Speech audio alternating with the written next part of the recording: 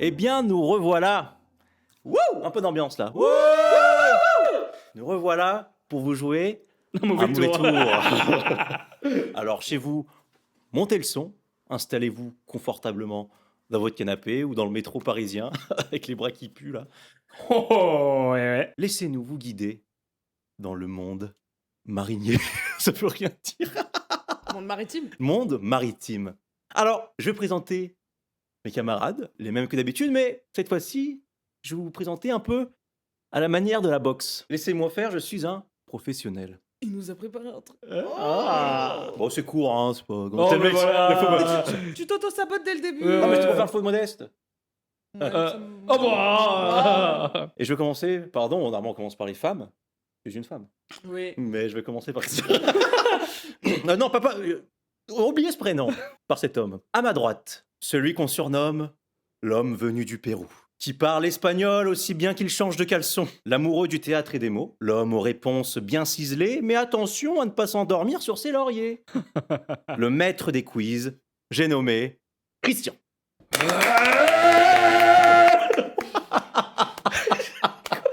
Je fais Ça m'a eu de ouf, ça. ma pause. Comme je rentre. Tu rentres sur quelle chanson? Tu veux quand même? Alors, on est très tenté de dire John Cena à chaque fois. Mais je rentrerai, je pense, sur les chansons de Jean-Jacques Goldman. Ok. Audacieux. Alors j'ai hâte du coup de savoir laquelle il va dire. Parce que... Celle qui a été dit dans l'épisode précédent. Ah waouh, c'est pas du tout. Non, je pense que je rentre sur Orelsan. Sur du Orelsan. Laquelle? Le pacte. De... Ok, d'accord. Un peu rap conscient, en même temps brutal. Exactement. Ok. On est là, pas le temps de niaiser. Mais n'attire pas toute la lumière sur toi. Mais c'est toi qui me donnes cette Car lumière. dans le coin gauche, à ma gauche, celle qui aime aller voir du théâtre mais qui n'aime pas le lire. On la surnomme la casanière de Paname. Celle qui travaille plus que tous nos darons réunis. Elle a la voix cristalline et fluide. La maîtresse des chroniques. J'ai nommé Lucie. Quelle chanson? Je te mets quelle chanson? En vrai, oui, c'est très bien. Je suis touchée. C'était une manière originale et fluide de vous présenter. Ah bah merci. Christian. C'est très agréable. Christian, Lucie, comment allez-vous? Et je vous laisse vous adresser à ceux qui nous écoutent. Lucie, je t'en prie. Bah écoutez, super, vu ce que je viens d'entendre, je suis ravie. Mais j'aime toujours lire du théâtre, mais c'est vrai que j'en vois plus. Ouais, non. Mais je suis contente. Surtout pour cet épisode. Ah. Super. Bah moi, je suis content d'être de nouveau avec vous. Alors, je suis plus que péruvien. D'accord, ok. Pas besoin Tu de es me plus résumer que ton que par ma origine. couleur de peau. Mais très bien. Mais je suis fier d'être à tes côtés. Oui, fier. C'est une technique de drague. Et moi, on s'en fiche, ça marche. Non. Oh, tu vois? T'as vu, elle veut être Vous draguée voyez, le problème, aussi, c'est que hein. toujours elle veut ramener à elle. Alors que parfois, bah, il y a juste des trucs entre nous. Quoi. Bah, ça s'appelle Lucie 57. Le podcast. Ça m'a eu un peu. Moi, ça m'a bouche bée. Alors aujourd'hui, nous allons parler d'un grand livre. Je peux utiliser le mot grand? Oui. Bah, il est long, c'est vrai. Ça m'a eu. D'un grand livre, d'un chef-d'œuvre, qui est Martin Eden. Martin Eden, qui a été écrit par Jack London. Est-ce que quelqu'un est capable ici de me donner l'année? Je Oui. suis tenté de dire 1902. 1902 à ma droite, à ma gauche. 1909. C'est une bonne réponse à ma Putain, gauche. bien joué. 1902, n'importe quoi. J'ai l'avance sur les chroniques aussi. Ouais, voilà. Ah, mais oui. Moi, j'ai fait au vu de la société, du point de vue de Jack London. C'est vrai. Non, mais on peut pas leur tirer ça. Déjà qu'il a pas beaucoup de choses, on De- peut pas leur tirer ça en plus. Alors ça, c'est sûr. Tout à fait. Ouais, Alors, Martin Eden, Ok. ça parle de quoi? Martin Eden, jeune marin issu d'un milieu populaire, tombe amoureux de Ruth, une jeune femme bourgeoise. Pour la séduire et se rapprocher d'elle, il décide de devenir écrivain. Alors, évidemment, c'est plus complexe que ça. Hein. Non mais oui. Oui, oui, mais oui. quand même, si ton résumé est Oui. juste. Merci. Ah, merci. Non, alors là. si, c'est juste. Mais avant de commencer à en parler, de rentrer dans la profondeur, parce que la profondeur, c'est un mot Féminin. Merci. Exactement. En tout cas, avant de rentrer dans le vif du sujet, comme d'habitude, et ce qui ouvre ce podcast, parce que là on a fait une intro beaucoup trop longue, il est temps de casser cette intro. T'as cette impression, mais t'inquiète. C'est- Il s'est passé plein de trucs, mais t'inquiète. C'est avec hâte et plaisir que nous allons écouter la merveilleuse chronique de Lucie sur ce fabuleux écrivain qu'est Jack London. Alors, le point de vue de Cédric n'est pas du tout biaisé. Hein. Ce magnifique écrivain de Jack London. Je crois que t'aimes bien le livre, t'aimes bien l'auteur. C'est- Bon, je vous Il n'y a dirai aucune après. distance. Il n'y a pas d'objectivité Ouais. là-dessus. Alors pour cette chronique, elle va être longue. Parce qu'il s'est passé 1000 choses dans sa vie et surtout avant d'écrire Martin Eden. Oui. Alors, c'est parti. Attachez vos ceintures. Jack London est né le 12 janvier 1876 à San Francisco sous le nom de John Griffith Chaney. Flora Wellman, sa mère, l'élèvera seule, puisque son père William Chaney l'abandonne alors qu'elle est encore enceinte. 6 mois après la naissance de Jack, sa mère épouse John London, et ce dernier va reconnaître l'enfant. John Griffith Chaney devient officiellement Jack London. Jack ne connaîtra jamais son père biologique et grandira en étant persuadé que John London est son véritable père. La famille London est modeste. Pour vivre, il déménage régulièrement sur la baie de San Francisco et Jack doit travailler très tôt pour subvenir à leurs besoins. En 1886, ils emménagent à Auckland et alors que Jack n'a que 10 ans, il vend des journaux à la criée avant et après l'école. À cette même période, il découvre la littérature dans les bibliothèques municipales. Mais entre la misère et la faim, Jack London doit travailler. Il enchaîne les petits boulots, vendeur de journaux, ouvrier, employé dans les usines, pilleur d'huîtres et j'en passe. Puis, il part en mer en tant que marin. Jack London va revenir avec beaucoup d'histoires et de récits vécus ou entendus pendant ce périple. En 1893, il gagne le premier prix d'un concours de composition pour les jeunes écrivains de moins de 22 ans. Histoire d'un typhon au large des côtes du Japon, inspiré de son dernier voyage. L'année d'après, l'Amérique est frappée par une crise économique. Jack London fait un travail considérable pour un salaire de misère. Il devient alors vagabond et rejoint des marches de chômeurs.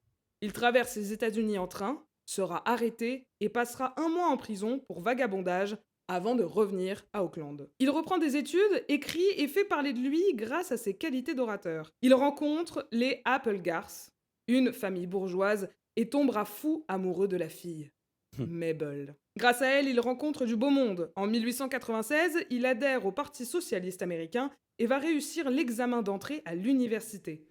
Mais ses études ne sont que de courte durée. Il doit venir en aide à sa famille et travailler. Il continue tout de même d'écrire en parallèle de ses petits boulots et entreprend d'envoyer ses écrits aux magazines pour essayer de vivre de sa plume. En 1897, grande nouvelle, il y aurait de l'or dans le Klondike, en Alaska. Jack London part alors avec son beau-frère pour la ruée vers l'or dans le grand froid. Après 3 mois d'expédition, il s'arrête à Dawson City pour se soigner d'une part, mais aussi pour relâcher la pression. Il passera 2 mois dans les bars, à jouer, à boire, à raconter des histoires, mais aussi à en écouter et à observer. Il rentre à Auckland bredouille, mais rempli de récits plus incroyables les uns que les autres. En rentrant, il replonge dans la littérature et recommence à envoyer ses récits aux magazines et journaux en espérant un chèque en retour. Il persévère et ça commence à payer. En janvier 1900 est publiée Une Odyssée du Grand Nord dans l'Atlantic Monthly. Les portes s'ouvrent enfin et d'autres journaux prennent l'exemple. Ces récits sont enfin publiés. Le 7 avril 1900, Jack London se marie avec Elizabeth May Maddern, un mariage de raison plutôt que d'amour. Et le même jour, sort en librairie son premier recueil de nouvelles, Le Fils du Loup. Celui-ci reçoit un accueil dithyrambique. Jack London a seulement 24 ans. Sa carrière d'écrivain commence. En 1902, ses 2 premiers romans sont publiés, Fille des Neiges et La Croisière du Dazzler. En 1903 est publié L'Appel de la Forêt, un véritable succès. Le Loup des Mers en 1904 et Cro-Blanc en 1906. Jack London devient un célèbre écrivain américain. En parallèle de tout ça, il devient aussi correspondant et reporter de guerre, voyage beaucoup, et sa femme Elizabeth demande le divorce pour abandon du domicile conjugal. Après cette épreuve, Elizabeth ne permettra pas à Jack London de revoir ou d'élever ses filles, alors âgées de 2 et 4 ans. La même année que son divorce, Jack London se marie avec Charmian Kittredge, qu'il connaît depuis quelque temps maintenant, Et c'est un réel mariage d'amour. Jack London a 30 ans. Ébranlé par ce nouveau monde, sa notoriété grandissante, sa famille détruite et son besoin de vivre intensément, il entame un tour du monde avec Charmian sur son bateau, le Snark. Un projet trop ambitieux et précipité. Ils ne dépasseront pas l'Australie. La santé de Jack London compromet le voyage. Il est trop malade. L'équipage décide alors de rebrousser chemin et de revenir aux États-Unis en 1909. Jack London est accueilli en héros en Californie et tout le monde va dévorer son dernier ouvrage, le plus personnel, Martin Eden, notre star du jour. Et c'est donc en pleine mer que Jack London a écrit Martin Eden. Voilà. Waouh. Bien, merci Lucie. Et effectivement, à t'écouter, on peut confirmer que Martin Eden peut être parfois un poil autobiographique. Voilà. Ouais. Il y a plein de détails C'est vrai. de sa vie qui sont Bah, mentionnés dans le livre. qu'on retrouve exactement mentionné dans le livre, tu l'as très bien dit. Merci en tout cas. Avec plaisir. Ah, c'était très intéressant. Merci, Lucie. Et maintenant, je vais attaquer avec la première question. J'aimerais savoir ce que vous avez ressenti durant votre lecture et une fois le livre terminé. Et je vais commencer avec toi, Christian. Ok, très bien. J'ai énormément aimé Martin Eden. Ce qui m'a particulièrement marqué dans ce roman, c'est cette immense volonté d'émancipation sociale. Au départ, Martin est un homme issu de la classe ouvrière qui découvre un monde intellectuel et culturel auquel il n'a jamais eu accès. Et très vite, ce désir d'apprendre, de comprendre et de s'élever devient une véritable obsession. Le roman montre alors une ascension sociale construite dans la douleur, dans l'acharnement et presque dans l'autodestruction. Je dis presque, et pas tant non plus. C'est cette lutte de classe permanente, ce besoin de sortir de sa condition, qui m'a profondément captivé. Ce que j'ai trouvé fabuleux, c'est la manière dont le travail devient une forme d'aliénation. Martin sacrifie tout, son corps, son temps, ses relations, jusqu'à parfois se perdre lui-même dans cette quête de reconnaissance. À travers lui, Jack London témoigne parfaitement de son époque, des fractures sociales et de la difficulté presque impossible de changer de classe. Mais il ne faut pas oublier que cette quête est aussi profondément liée à l'amour. L'amour qui porte à route devient le moteur initial de son ambition. Et elle représente pour lui un idéal, un monde auquel il aspire. Et paradoxalement, c'est peut-être aussi ce qui le condamne. Plus Martin s'élève, plus il se transforme. Et plus le décalage entre ses rêves et la réalité devient douloureux. Martin Eden est donc à la fois un roman sur l'ambition, la lutte sociale, mais aussi sur la désillusion. Je te rejoins sur le côté autodestruction, où j'avais... Tu m'as fait un peu ouvrir les yeux, où je l'avais compris sans jamais vraiment mettre de mots dessus. Effectivement, Ok. en fait, il s'autodétruit lui-même Ouais.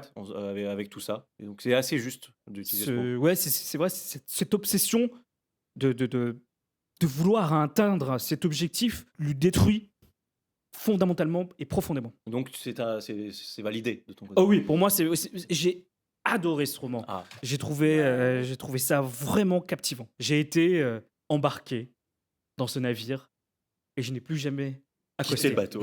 Accosté. Et je n'ai plus jamais accosté. Est-ce que tu avais déjà entendu parler de ce livre? Alors, mentionné, seulement de nom, mais jamais plus d'intérêt qu'on peut imaginer. Et ça t'a donné envie peut-être de lire d'autres livres de Jack London? Peut-être L'appel de la forêt. Mais non, c'est vrai que je me suis pas encore penché sur sa bibliographie. Peut-être que oui, peut-être que non. Ouais, Mais pas plus que ça, ouais. pour l'instant, Martin Eden me laisse déjà une trace assez grande. De toute façon, beaucoup de gens disent que c'est son chef-d'œuvre, peut-être. Ouais, je sais pas. Peut-être que je serai dessus par la suite. Peut-être que en fait, c'est simplement cet ornement sociétal qui m'a totalement plu. Jack London est à son, comme on dit, à son prime avec Martin Eden. Est-ce que les autres œuvres ne paraîtront pas plus décevants, plus réduits à côté d'eux, alors que finalement, peut-être qu'ils sont certes importants et intéressants. Peut-être que tu as la sensation, toi, d'avoir lu le meilleur de Jack London. Peut-être, oui. Mais bon, comment... T'as peur d'être déçu J'ai peur d'être déçu. par les autres. C'est ça, par ces autres écrits, alors qu'ils seront peut-être bien, mais comme ils sont à côté de Martin Eden, T'as tellement aimé Martin Voilà. Eden que t'as peur qu'il n'arrive pas à la hauteur. c'est bien ça. Ok. Merci, Christian. Merci à toi.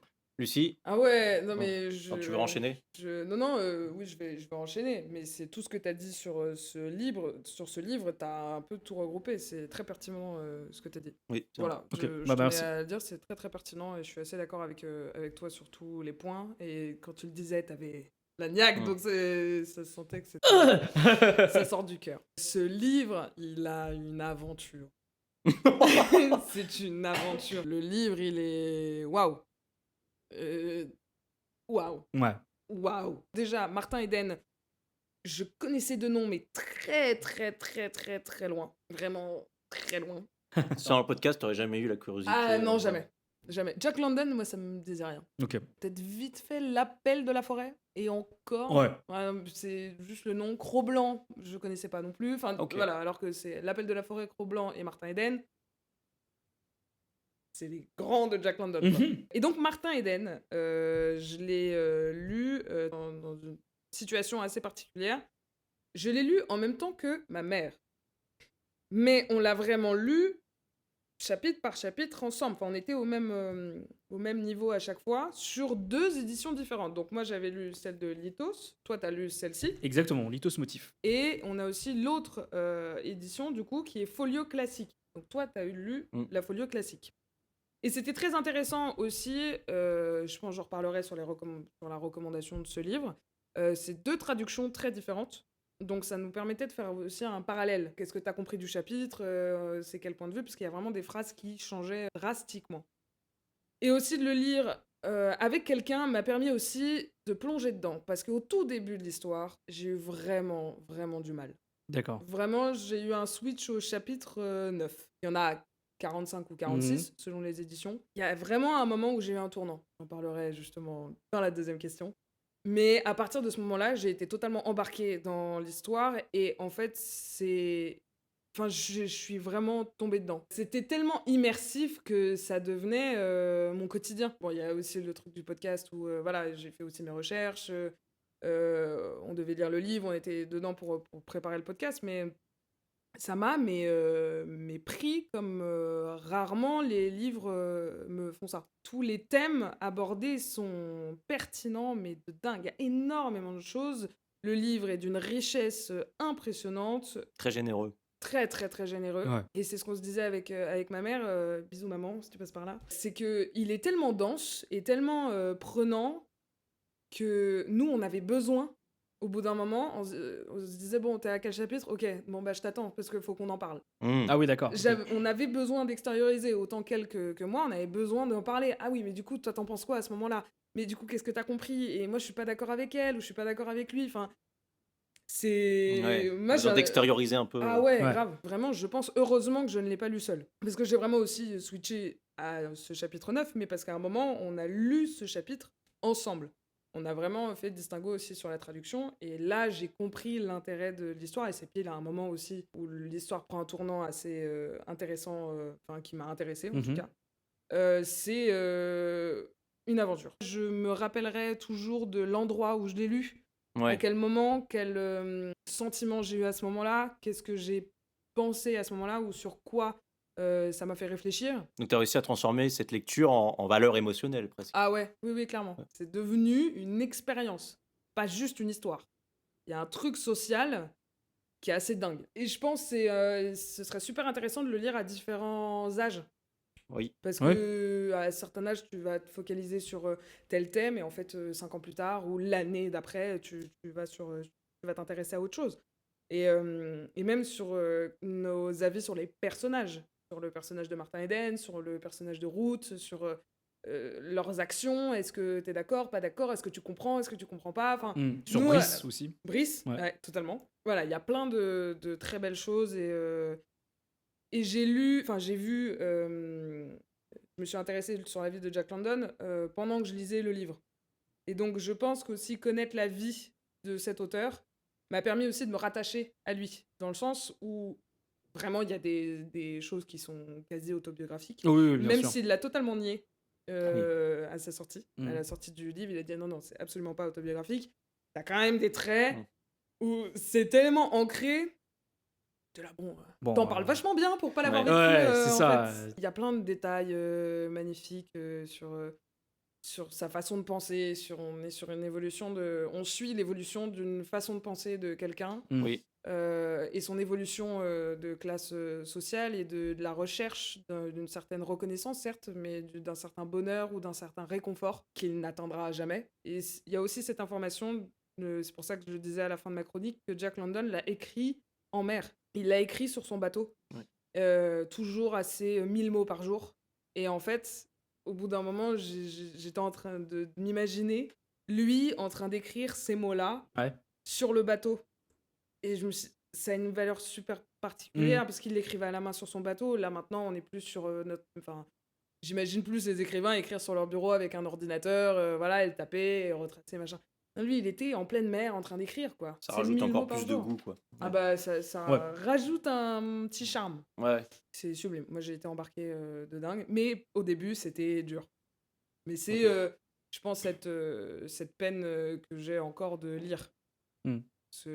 Ça, comme on en a parlé dans d'autres épisodes, la lecture pour moi, et je pense que je suis pas la seule, a eu trop la place d'une punition et d'une obligation toute ma vie. Et du coup, lire pour le plaisir, pour moi, la lecture n'est pas dans mon cerveau obligatoirement du plaisir. Ouais, c'est pas C'est associé à par ça. défaut D'accord. un devoir ou une punition ou quelque chose que je dois faire. Donc c'est pas agréable, et après je suis passée de l'autre côté. T'as réussi à renverser ce truc. Ouais. En vrai, le pitch d'un homme voilà, qui veut s'élever socialement, qui veut devenir écrivain par amour, machin, c'est vrai que c'est pas le genre d'histoire qui me plaît bien. Mais vous allez comprendre pourquoi aussi ça m'a fait switcher. Parce que l'amour se transforme un petit peu. Gatsby, ça ressemble assez à ce truc-là de Gatsby qui veut s'élever socialement pour avoir l'amour de... je ne sais plus comment elle s'appelle, mais tu as sûrement le nom. Daisy. Et voilà, Gatsby, j'avais senti une distance. Ouais, tu t'es senti vraiment hermétique. Hermétique. C'est le terme hermétique qu'elle employait. C'est vrai que j'avais utilisé ça. Mais là, non. Parce que j'étais vraiment touchée par le personnage. Ok. Ah, donc c'est validé. C'est un grand oui. Ah oui. C'est un oui, mais oui. Trop bien. Et toi, Cédric, alors? Eh bien, moi, j'avais très envie, du coup, de relire Martin Eden. Je l'avais lu il y a quelques années. Alors, pour la petite anecdote de comment j'ai découvert Martin Eden, j'ai pas de cette fois-ci tapé les 100 livres à lire dans sa vie. C'est tout simplement grâs à Nekfeu, qui a sur son premier album, le premier titre s'appelle Martin Eden. Et à un moment, il dit plus je monte et plus je m'identifie à Martin Eden. Et en fait, j'avais eu la curiosité d'aller chercher, de savoir pourquoi en fait il disait ça, il disait cette phrase. Mais c'est peut-être pour ça que je connais le nom, du coup. Ah, voilà. peut-être. De lointain. Ouais. Et du coup, voilà, ça remonte à loin, je crois que c'est sorti en 2014, 2015 cet album. Bref, et du coup, je l'avais lu, ça m'avait mis une petite claque. Et pas pour les mêmes raisons que pour ma deuxième lecture. Et c'est ça qui est intéressant. J'en reviendrai sur ma scène préférée. Parce que là, tu l'avais lu à l'adolescence. Ouais, la c'est ça. première fois. Ouais. C'est ça. Ah bah oui. Donc, donc 2014, c'est oui. rien à voir. Ah oui, rien à voir. Et donc là, j'avais hâte de le relire pour voir si ça avait changé ou pas. Et donc, c'est un livre qui m'avait profondément marqué et surtout qui m'a laissé des valeurs en fait, qui me servent encore aujourd'hui dans la vie de tous les jours. Et assez étonnamment, je l'ai encore plus aimé à la deuxième lecture. J'ai encore pris plus de plaisir à le relire. Il y a d'abord ce plaisir de retrouver certaines scènes qui m'avaient marqué. La première, par exemple, je disais, et même la dernière, qui est sublime de poésie. Mais il y a aussi le plaisir inverse de redécouvrir des passages, de redécouvrir des personnages que j'avais oubliés. J'avais oublié qu'il avait une confrontation avec ses beaux-frères, par exemple. Ouais. Oui, ouais. Tête de fromage aussi. Oui. Mais en même temps, c'est normal. Je me suis dit que c'est normal d'avoir oublié ça. Parce que le livre, comme tu as dit, est très riche. Je pense que c'est difficile de se rappeler de tout. Et puis, il y a Martin lui-même. Franchement, quel personnage. On pourrait en parler pendant des heures. Je pense qu'on pourrait tourner des heures juste pour parler de lui. Ouais. Juste de lui. Il est d'une complexité assez rare. Et Jack London le rend presque dérangeant de vérité parfois. Je me faisais la réflexion l'autre jour et j'ai l'impression que c'est l'un des grands héros de la littérature les plus sous-estimés, les plus sous-cotés. On n'en parle pas souvent. Même le roman en général, d'ailleurs. C'est peut-être une impression, mais je trouve qu'on en parle assez peu. À l'école, on nous fait lire beaucoup de classiques. Alors pourquoi celui-ci n'est presque jamais mentionné? C'est vrai. T'as une réponse? Eh bien, je pense qu'en fait, il est trop, et certes, il est riche, mais il est trop complexe pour être lu à l'école. Bien plus que n'importe quel autre. Ouais, mais tu vois, ils nous font lire Les Misérables. Oui, mais ça, c'est ton registre français. Oui, mais c'est complexe. Ouais, mais c'est français. Tu vois? Moi, j'ai pas lu Les Misérables. Ah ouais, moi, il me fait lire Les Misérables. Ah ouais, voilà, c'est énorme quand même. Mais c'est une erreur. Ils te font lire Victor Hugo, ils te font lire Zola. Zola, c'est dur aussi. Ouais, je suis content. Oui. Mais ils sont plus indulgents envers le patrimoine français qu'envers un patrimoine étranger. Et en plus, oui, il est très complexe, Martin Eden. C'est pas le roman que tu donnes à un jeune lecteur. Ouais. Et encore moins, peut-être un intermédiaire, mais qu'il soit bien préparé alors. Mais bien prendre le temps avec lui, C'est ça. de lire chaque C'est chapitre, ça. un peu comme tu as fait. Bah, c'est en vrai, oui. Ouais, ouais. Parce que j'ai pas un niveau. Après, tu vois, nous, on le perçoit différent, parce que je pense que, après, c'est peut-être arrogant de dire ça, mais nous, on est des lecteurs aguerris. On a pris l'habitude, on s'est exercé à lire ce genre de romans, des gros pavés et tout ça. Et peut-être que pour nous, ça nous paraît pas aussi complexe que ça pourrait paraître, comme ça l'a paru pour Lucie ou pour d'autres étudiants à l'école. En tout cas, comme lors de ma première lecture, moi, c'est un livre qui me fait du bien, étrangement, parce que c'est quand même assez sombre. Bizarrement, ça rouvre quelque chose, une sorte de droit chemin, d'une manière un peu étrange. J'en sors avec voilà, une sensation de nettoyage intérieur. Au niveau des valeurs qu'il transmet, Ok. ça Ah, remet en fait certaines choses à leur place. Ouais, je vois ce que tu De veux comment dire. je dois me comporter, comment être avec les autres. Ça, voilà, c'est ça, ça me reconnecte à une question simple, c'est quel genre de personne j'ai envie d'être. Parce que je pense qu'il y a du bon et du mauvais dans chaque personnage aussi, c'est pareil. J'ai pas envie d'être totalement Martin Eden, mais j'ai pas envie d'être totalement les gens qui lui lèchent les bottes quand il a réussi. Mm. Oui, Et bien sûr. inversement, Bah, Ouais, vas-y, non, vas-y. c'est par rapport, tu disais, où ça te remet les choses en place après avoir lu le livre. Moi, je pense à l'inverse. Moi, ça me chamboule tout pour ensuite remettre les Remettre tout en choses ordre. Ah ouais. place. Il y a un peu ce truc où ça remue énormément, d'où cette question que je pose de qui j'ai envie d'être, en tout cas dans le comportement et dans mes actes. Moi, ça me chamboule totalement. Enfin, ça me remet plein de trucs en question, donc ça va foutre le bordel pour ensuite reconstruire des choses. Ah ouais, moi j'ai vraiment cette image que à la fin du livre, j'avais vraiment l'impression d'avoir les colonnes vertébrales qui étaient bien les os de la colonne ouais. qui s'étaient Ouais, bien t'as eu réalignées. un reset, quoi. Ouais. Ah, vache. Incroyable. Ouais. Ah, génial. Oui, je pense que le roman est suffisamment riche pour créer une remise en question ou pour créer une épuration. Et c'est ce que tu as ressenti, et toi, ce que tu as ressenti différemment. Il apporte son lot de valeurs. Et tu pioches en même temps Oui. aussi. Tu pioches. Oui, c'est vrai. C'est plus la question de qu'est-ce que tu pioches. Qu'est-ce que tu Tu pioches? vois. Non, mais moi, c'est la question que je me pose. C'est pour Oui. ça que ça bouscule tout dans ma tête. C'est qu'est-ce que tu pioches à ce moment-là? Et qui a raison, qui a tort? Et en fait, tu sais que personne n'a raison, personne Mm. n'a tort. Il y a une situation, le background de chaque personnage. Mm. Je me déteste d'avoir fait ça. Mais ça dépend aussi de ton point de départ, également. Bien Enfin, sûr. il y a trop de facteurs à prendre en compte, mais oui, je pense que oui, c'est le genre de roman qui peut te remettre en question. Et Sur peut-être pas que mal de choses. ça m'a fait ça aussi pour ma deuxième lecture. Pour la première lecture, effectivement, ça m'avait pas mal chamboulé. Maintenant que je savais comment c'était, à ma deuxième lecture, peut-être que j'ai plus eu le temps de piocher, de me dire ça, c'est vraiment ce que Mm. je veux. Ah oui, où tu as même eu le temps de réflexion Mm. dans le subconscient. Il y a ce Oui. truc de quand tu soulèves un sujet, ton cerveau va un peu le traiter et quand tu vas revoir, tu dis, ah oui, c'est vrai. Ah, mais du coup, c'est plutôt ça ma réponse maintenant. Là, je me suis fait vraiment surprendre par des sujets et j'étais là, waouh. Mm.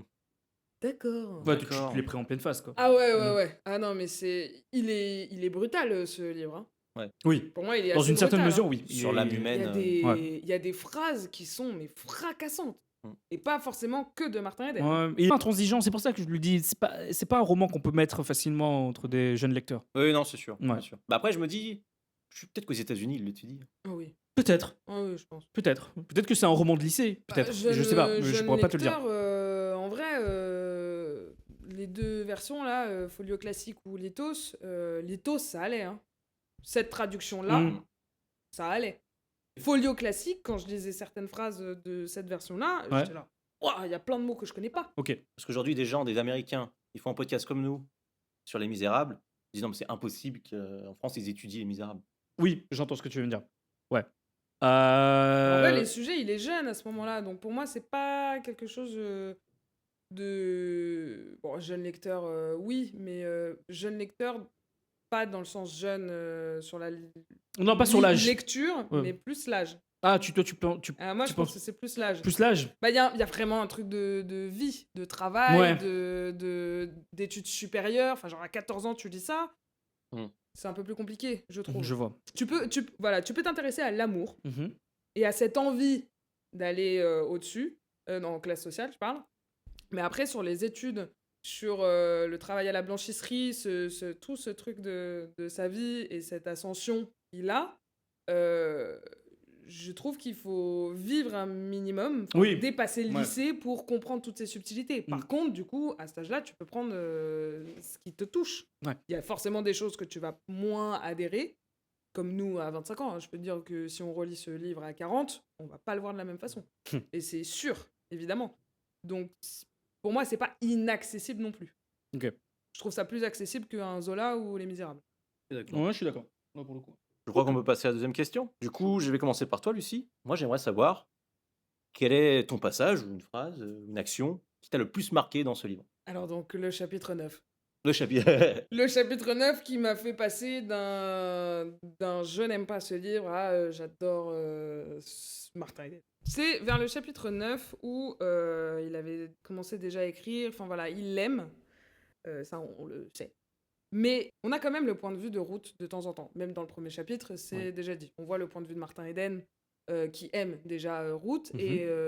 et on a de temps en temps les pensées de cette femme. Et dans ce chapitre 9, on a une pensée intime qui sort de la tête de Ruth qui m'a beaucoup intriguée, où elle voit le potentiel de Martin Eden et elle dit ce terme qu'elle aspire à le modeler. Ah oui, d'accord. Et ok. ça, je me suis dit, oh la garce, ça va être terrible. Et c'est ça qui m'a permis de continuer, parce que c'est en le disant que je me rends compte, je lui trouve un défaut. Et ce défaut, pour moi, est monumental. Ouais. Et du coup, je l'ai détesté pour ça. J'ai détesté cette femme à ce moment-là, où elle a l'ambition ou l'arrogance, de vouloir et de penser, de croire qu'elle a les capacités pour modeler un homme. Et en l'occurrence, Martin Eden.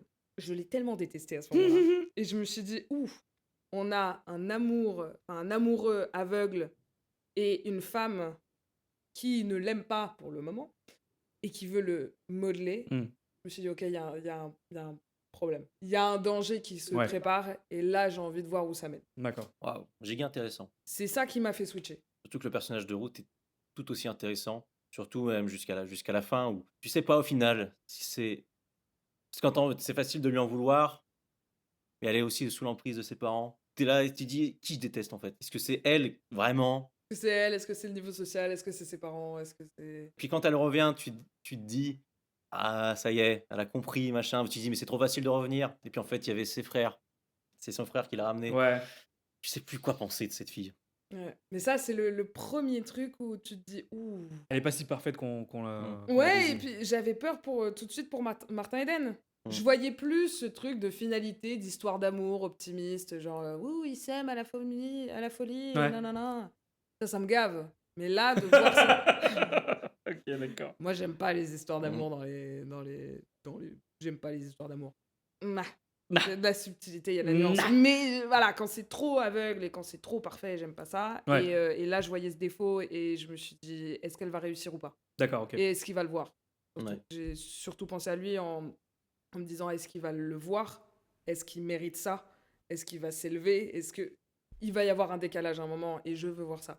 Et ensuite, je me suis plongée dans son introspection intérieure, l'introspection intérieure de Martin Eden. Et là, ça m'a plongée. Mais ce terme de vouloir le modeler, Mhm. ça me brise le cœur. Ouais. D'avoir l'arrogance de se dire que je suis capable de modifier quelqu'un et de le modeler comme moi je À veux, ma guise. pour moi, ça, c'est horrible. Mm. C'est monstrueux comme pensée. Intéressant. Ouais. Ok. Après, il y a énormément de passages. Oui, Je bien- me suis dit, bien il y a plein de entendu. phrases qui sont sublimes, mais je voulais vraiment marquer ce point parce que ça a été le point de non-retour où vraiment j'ai aimé. Où t'as plongé. Où vraiment j'ai plongé tête la première. Et c'est ce terme qui m'a donné l'intérêt Ouais. de l'histoire. Moi, Ouais. je pense que oui, c'est vraiment, pour le coup, c'est vraiment la scène la plus intéressante pour toi. Du coup, c'est celle qui t'a un peu fait changer de cap. C'est clairement la scène qui a tout changé de ton côté. Ah oui, vraiment. C'était jour et la nuit. Où il y avait une raison de plus de. Non, où il n'y avait pas une raison de plus, mais une raison tangible de détester ce personnage. C'est pas détesté, mais ça me rajoute une tension. Parce qu'en fait, quand tu vois le début de l'histoire, il aime une femme et il va s'élever pour ensuite qu'il l'aime. Bah, en fait, t'as pas de danger. Mm. Y a pas de danger imminent. Et ce terme modelé va rajouter un danger. Tu vois déjà l'épine qu'il y a sur la rose de ce niveau social-là. Et en fait, tu te dis, il n'y en a pas qu'une. Quelle belle analogie. Merci. Moi, du coup, je me suis sentie intime avec ce livre. C'est là où il m'a chopé, où je me suis dit, ah, ok, je sais des pensées que le personnage principal ne connaît pas. Et j'ai peur pour lui, du coup. D'accord. Et donc, je veux voir où est-ce que ça va aller, cet enfer. Ce qui le rend d'autant plus attachant. Ouais. Trop bien. Moi, Voilà. c'est très intéressant. Je pensais pas que Que ce terme pouvait autant affecter un lecteur et encore moins toi, mais ok. Ah ouais, moi, ça peut me rendre furax. Tu vois, Ok. comme quoi le pouvoir des mots. Ah, c'est. Ouais, Moi, ce il suffit d'un mot. terme-là, Mm. ça me met déjà. Là, maintenant, ça me met en colère. Christian, ta scène?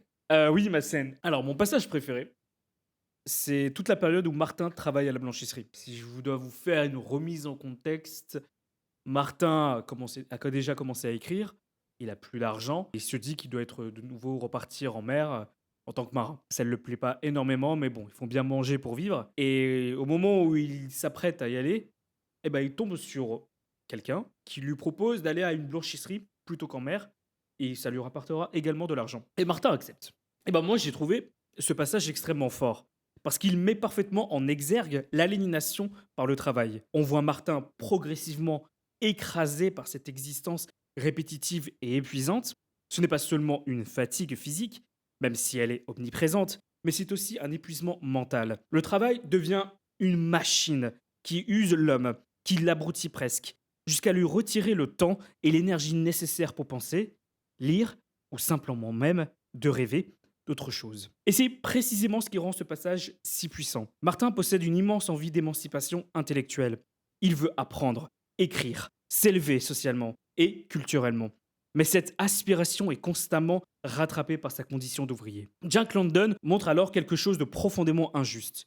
Pour certains, le simple fait de survivre consomme déjà toute l'existence. Ce passage devient aussi un témoignage extrêmement fort de la condition ouvrière de l'époque. On comprend que la lutte de Martin n'est pas seulement une ambition personnelle, mais un combat contre un système qui épuise les individus avant même qu'ils aient la possibilité de changer leur vie. Et c'est sans doute là que le roman devient aussi moderne. Cette idée que le travail peut à la fois être nécessaire et profondément destructeur.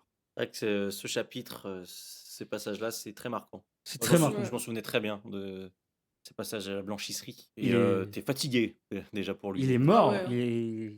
Ils sont, lui et son ami Joe sont. Pardon, j'avais Joe le taxi tout d'un coup qui me venait en tête. Ouais. Lui et son ami Joe, ils sont exténués. Enfin, ils sont venus, ils s'abrutissent en travaillant machinalement comme des bêtes. Et c'est dévastateur pour Martin, pour Joe. Et ça montre bien que il faut vivre, mais comment exister si on n'arrive pas à vivre? Et surtout pour pas un rond, quoi. Pour juste survivre. Et du coup, c'est là qu'il est retenté par l'alcool. Oui, effectivement.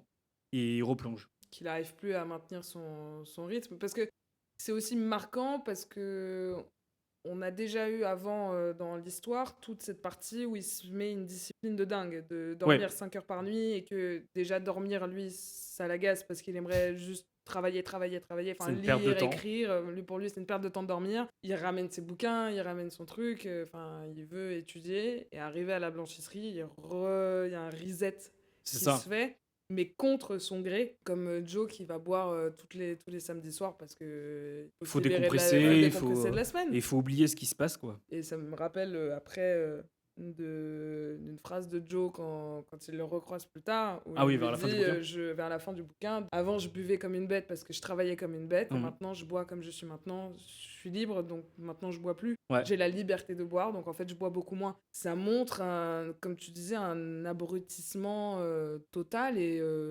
ils font quoi. C'est une machine, même pas que dans le boulot, mais dans la vie perso. Il n'y a plus rien qui existe à côté. C'est ça, Ouais. moi je trouve que c'est affreux le traitement qu'il y a eu de la classe ouvrière pour pas un rond, mais c'est ce qui est dénoncé et c'est autodestructeur. Là aussi, c'est assez intéressant de voir que le problème n'est pas l'alcoolisme, mais Non. le traitement au travail qui a pour conséquence l'alcoolisme. C'est que le mal n'est plus au même endroit, en tout Oui, cas et que d'apparat.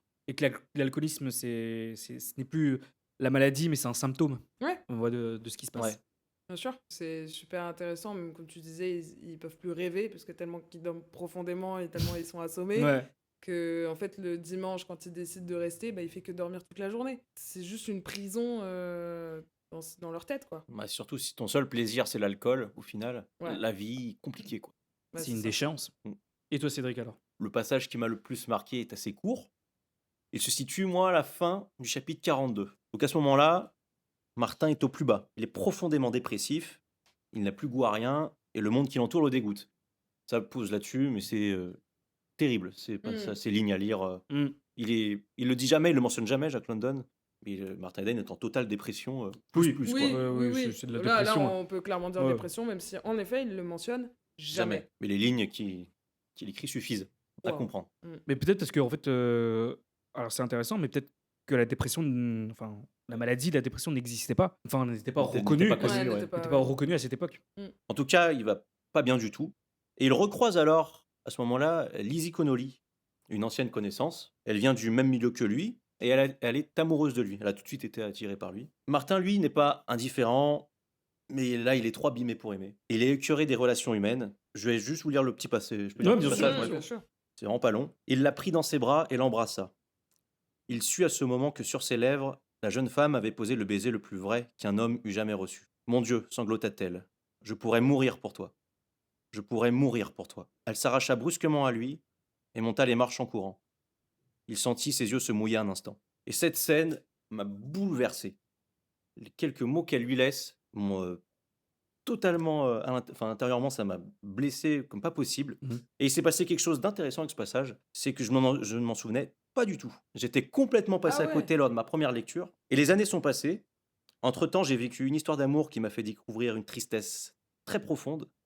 Je relis Martin Eden et cette scène m'a mis un vrai coup. Donc tout ça pour dire que ça rejoint un peu ce que je disais dans le podcast sur Da Vinci Code. Il n'y a pas besoin de vécu pour lire des livres.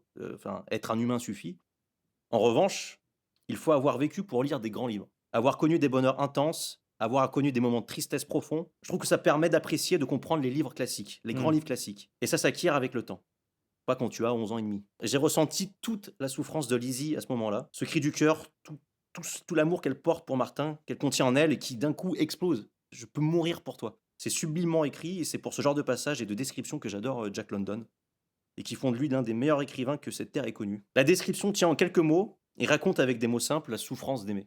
Oui, parce que c'est tellement simple Mm. comme réplique, mais tellement vrai, qui touche, quoi. Et dévastateur. Puis surtout, je l'imagine, dégueuler ses mots, exploser intérieurement. Je peux mourir pour toi, putain. Mm. Tu vois. Et lui, il est trop abîmé, là. Il dit très bien que Lizzie est différente, enfin qu'elle est là, qu'elle l'aime et qu'il pourrait l'aimer et qu'il pourrait lui offrir Ouais. tout le bonheur du monde, mais que c'est impossible pour lui.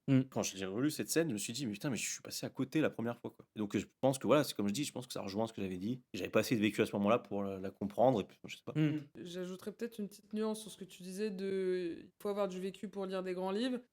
Il faut avoir du vécu pour comprendre toutes les subtilités que peut avoir de grands livres. Parce qu'en soi, très clairement, tu l'avais lu jeune, sans avoir vécu ça, et t'as aimé le livre. Ouais, bien Tu vois, sûr. tu l'as lu, Mm. mais ce qui est intéressant aussi avec ces grands livres-là, c'est de le lire au fur et à mesure de toute une vie où tu ne remarques pas les mêmes choses selon ton vécu aussi. Là, tu l'as très bien donné l'exemple de Lizzie après avoir vécu une histoire d'amour et un chagrin d'amour également. Ouais. Donc, voilà, il y a, Oui. dans 10 ans, tu Mm. verras autre chose que tu auras totalement oublié. Enfin, c'est ça qui est dingue avec des films où à chaque fois que tu les vois, tu remarques de nouvelles choses et c'est d'un bonheur sans nom. Il y a des livres comme ça où tu les relis d'année en année, où tu découvres des choses et tu redécouvres d'autres choses.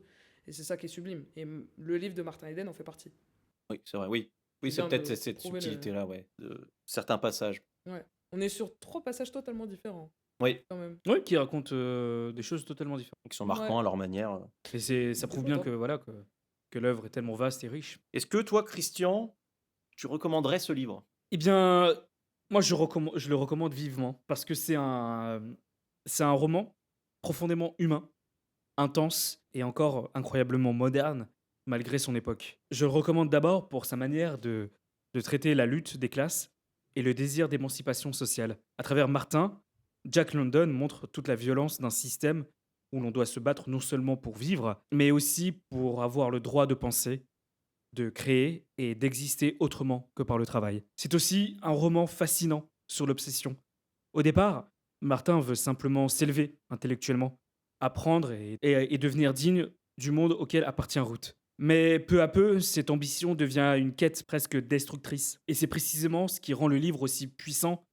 Il montre à quel point le rêve d'ascension sociale peut être à la fois moteur et condamnation. Je recommande également ce roman pour son regard très juste sur le travail et l'aliénation. Certains passages, notamment ceux de la blanchisserie, restent extrêmement marquants, tant ils témoignent de l'épuisement physique et mental de la condition ouvrière. Enfin, malgré sa dimension sociale et politique, Martin Eden reste aussi une histoire profondément intime, portée par l'amour, le besoin de reconnaissance et la désillusion. C'est un roman dur, parfois amer, mais d'une richesse immense. Ok. J'avais un doute sur si t'allais le recommander ou pas. Après, voilà, encore une fois, on peut le justifier, on peut annoter le fait que je le recommande pas à toutes les mains non Ouais. plus. Mais oui, je le recommande. Pas à toutes les mains, Non, pas à toutes les mains. c'est-à-dire. Non, je le mettrai pas en toutes les mains, comme je l'ai dit précédemment, par sa complexité. Moi, je reste encore sur mon avis que c'est un roman, certes riche, mais un peu complexe pour des jeunes lecteurs. Et cette fois-ci, non pas par l'âge, mais par la facilité de lire des romans. Et du coup, non, je ne le mettrai pas entre toutes les mains. Ok, Est-ce que toi, Lucie, tu le conseillerais? bien sûr. Mm. Non, oui, bien sûr que je le recommande. Il y a plein de trucs que je recommande avec ce livre. Par contre, je ne sais pas quelle édition recommander. Parce que pour le coup, on a des avantages et des inconvénients sur les deux éditions. Mhm. Le folio classique que tu as lu, celle-ci, et je trouve beaucoup plus complexe par le vocabulaire. Mais je suis tombée sur certaines phrases qui sont sublimes dans cette version-là. Par rapport à certaines traductions de l'autre édition, et puis surtout que l'édition folio classique est complète. Dans la Lithos, donc celle-ci, on a en effet un chapitre en moins, qui pour moi est... bon, il peut être enlevé, évidemment, parce qu'ils l'ont fait et ça marche quand même, mais heureusement que je l'ai lu en même temps que quelqu'un qui lisait l'autre version, parce que sinon jamais je me serais aperçu qu'il manquait un chapitre. Et pourtant, je le trouve ultra pertinent. Dans l'histoire de Martin Eden, on voit une lueur d'espoir avant La tempête. la tempête et le désastre total, le chaos de sa vie. C'est vraiment la dernière lueur qui est sublime, où là, tu as l'impression d'être débile. Ah oui, d'accord. Non, mais c'est des intellects, des intellectuels qui parlent et qui débattent, et tu t'es là, waouh, si t'as pas lu les ouvrages dont ils font référence, tu comprends dans les grandes lignes, mais pas dans les détails. Ok. Mais pour moi, ça reste quand même un chapitre pertinent dans l'histoire. Par contre, dans le Lithos, déjà, c'est une question de perso, mais la mise en page, elle est mieux. Mm. Je préfère lire cette mise en Ouais. page-là. C'est pour ça que j'ai choisi celui-là, justement. La prise en main est très agréable. Ouais. Ça va. Même la texture Ah ouais, je comprends. de la couverture. Ouais. La police d'écriture, la grandeur de la police, Ouais. voilà, j'ai beaucoup aimé aussi, et puis visuellement, je trouve ça très important. Et les termes sont un peu plus faciles. Ok. Je parlais de vocabulaire très pointu dans la version folio classique, là c'est un peu plus facile, entre guillemets, ça reste quand même un peu compliqué. J'aimerais beaucoup pouvoir lire un jour la version originale en anglais, parce que vraiment les traductions sont extrêmement différentes. Il y a vraiment deux versions à certains moments. Je trouve ça vraiment particulier et dommage. Donc je sais pas laquelle recommander. Il y en a une qui est un peu plus accessible que l'autre. Mais évidemment que je recommande. Prenez ce que vous voulez, évidemment, selon votre, je pense, habitude à lire aussi. Mhm. Commencez peut-être pas avec un folio classique. Niveau de vocabulaire, c'est pointu. Et par contre, ce que je peux recommander en plus, c'est de mon expérience, le lire avec quelqu'un. C'est l'une des meilleures expériences de lecture que j'ai eues de ma vie. Ça, Vraiment, c'est génial. premier degré, ça m'a fait aimer ce livre d'autant plus. Et en fait, ce livre est tellement empli de sujets et de questionnements limite philosophiques et psychologiques et sociologiques que en parler prend tout son sens Ouais, pendant la d'accord. lecture. C'est comme si je l'avais vraiment décortiqué. Oui, l'exposer à livre. haute voix t'a permis de mieux comprendre. Ce que je pensais Ouais. moi-même, ce que je pensais de l'histoire, les questions qui étaient soulevées. Et j'étais là, mais attends, mais il y a ça, faut qu'on en parle. Enfin, c'était vraiment limite un besoin. Et c'est une expérience qui est trop chouette. Et de lire en même temps que quelqu'un. Mais pas juste chacun de son côté. Voilà, c'est vraiment de se retrouver à des chapitres et en parler, ou voilà, avoir cette interaction-là en direct. Et en tout cas, le livre de Martin Eden fonctionne à merveille. Voilà, il y a des livres qui s'y apprêtent, j'imagine. Donc je vous recommande en plus cette petite expérience. Tentez un peu ce truc-là, si c'est possible Carrément, pour ouais. vous. Ouais. Et sinon, Martin Eden, évidemment que je le recommande. Par tout ce que j'ai dit, je peux pas ne pas le recommander. Oui. Et toi, Cédric? Eh bien, moi, j'essaie d'être un peu plus mesuré. Parce que, évidemment, je serais tenté de vous dire oui, mais ce serait pas vraiment objectif. Ce serait dire oui bêtement. Donc je vais plutôt répondre, ça dépend vraiment de la personne. Si tu es quelqu'un qui aime déjà lire, alors oui, fonce. Vraiment, dévore Martin Eden. En revanche, si tu débutes dans la lecture, je dirais, attends un peu. Fais-toi d'abord la main avec des livres plus accessibles. Parce que même si ce roman est magnifique et profondément vrai, on l'a tous dit ici tous les trois, il peut être exigeant. Certaines descriptions sont longues, parfois denses, et la complexité des personnages, surtout celle de Martin, peut demander un peu d'expérience en tant que lecteur. Voilà, sans vouloir faire le gars qui... Voilà. Non, mais c'est je vrai. comprends. Je comprends. Ça se défend. Donc, ce n'est pas un non, c'est juste un pas tout de suite. Ok. Ouais. Mais je trouve que la démarche de lire Martin Eden, faut le vouloir. Ne soyez jamais obligé déjà de lire un livre, je vous en supplie. Hum. Bon, à part l'école, mais ça c'est un autre sujet. L'expérience J'enfonce les- traumatisante de Lucie. On en parle souvent de l'école ici. Euh, Non mais On a été traumatisés. Hein. Martin Eden, faut avoir envie de le lire. Pour le lire aussi. Vous voulez rajouter quelque chose? Non. Parce qu'avant de passer au fameux quiz de Christian, j'ai rajouté une petite question bonus. Ah oui, Il est vrai. oui. Parce que, alors ça fait un peu question d'école, mais c'est plus précis que ça. Je vous avais demandé d'écrire une ligne sur ce qu'est, selon vous, la morale du livre Martin Eden. Parce que ce que je cherche à travers cette question, et ce qui, je pense, va être très intéressant, c'est qu'on n'aura sûrement pas la même morale tous les trois. Je ne pense pas, non. Non, je pense pas non plus. Et donc, je pense que ça peut être très intéressant d'en débattre ou de dire « Ah, j'avais pas vu de ce point de vue-là ». Est-ce que D'accord. vous êtes d'accord avec ça? Bah, tu sais quoi, Oui. Banco? Et je serais très curieux de commencer par la morale de Christian. Attendez, j'ai eu cette sensation d'être en cours. Ah merde. Ouais, mais c'est pour ça, putain. C'est vrai que ça fait très... Et vraiment, bon, on commence par qui? Ah ouais, Je veux d'accord. pas passer au tableau. On va au casse-pipe. Ça te va si de commencer ou pas? Mais tu sais quoi, ça me dérange absolument Mais pas. lui, il est pas traumatisé par l'écriture, enfin par la Ouais. lecture. Oh là là. Voici ma morale. Une ligne, hein. Ah non, tu m'as dit 2-3, toi, tu m'as dit. Bah, moi, en fait, je t'ai posé la question, est-ce qu'une ligne, c'est vraiment une ligne ou c'est une phrase? Et tu Ah m'as oui, dit, oui, oui. Oui, voilà. Moi, c'est une phrase. Ta phrase, elle fait 3 lignes. Ma phrase, non, mais c'est écrit en gros police et en grosse police aussi, attendez. C'est un mot par ligne. Ouais. Ah oui, d'accord. Non. Martin Eden montre que l'ascension sociale et la réussite, lorsqu'elles deviennent une obsession fondée sur le regard des autres et le besoin de reconnaissance, peuvent conduire à l'isolement, à la désillusion et finalement à la destruction de soi. C'est à peu près ce que j'ai. Voilà. Presque. Ok. Lucie? Ah, moi, c'était très dur Mm. de trouver une morale. Mais J'en ai aucune. pour moi, non, j'en ai... Ah. Non, mais genre, j'ai aucune morale. Ah non, j'ai aucune morale. Ah oui, aucune morale. Non, il y a une phrase qui m'a un peu percuté quand tu as parlé de morale, c'est cette fameuse phrase « On est seul et on meurt seul Hmm. ». Pour moi, Martin Eden, c'est un peu ça. Ah oui, c'est vrai. Elle n'a pas arrêté de résonner un peu dans ma tête. On est seul et on meurt seul. Ok. Moi, j'ai mis « Ne change pas ta nature pour réussir. La victoire pourrait sonner vide. C'est beau. Hmm. C'est joliment dit. Moi? » Voilà. Simple, efficace. Bah, du coup, finalement, en fait, on se rejoint un peu d'une certaine façon. Ouais. On est quand même Ouais. sur un... Ouais. Ouais. Moi, c'est plus dans le recul de la vie, en général. Quand Ouais. tu fasses, Mm. tu nais seul et tu meurs seul, vous, c'est un peu plus sur le truc De se changer. Moi, c'est plus de ça. d'accomplir quelque chose, en effet, de se changer. Changer pour réussir. Ouais, c'est Ouais. ça. Oui, il faut pas le faire aux dépens des autres. Tout est dit. Tout est dit, chef. Détendons-nous avec un super Let's Quiz. Petit quiz à choix multiples. Quel auteur est pour Martin sa révélation intellectuelle? Herbert Spencer, Charles Darwin, Thomas Henry Huxley. Spencer. Et pourquoi ça? Ça, je sais pas.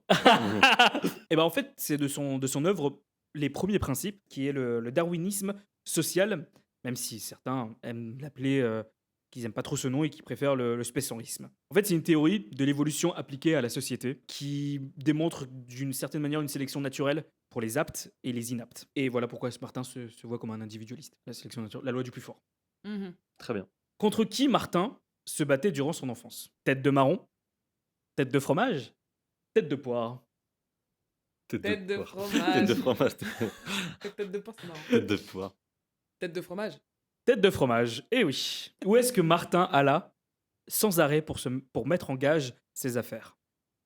Mon piété, mon sulpice, mon Christ. Ah non, j'ai pas. Ça, je l'ai. Attends, redis, c'est quoi la question? Où est-ce que Martin alla sans arrêt pour mettre en gage ses affaires? Mon Sulpice. Mon piété, mon sulpice, mon Christ.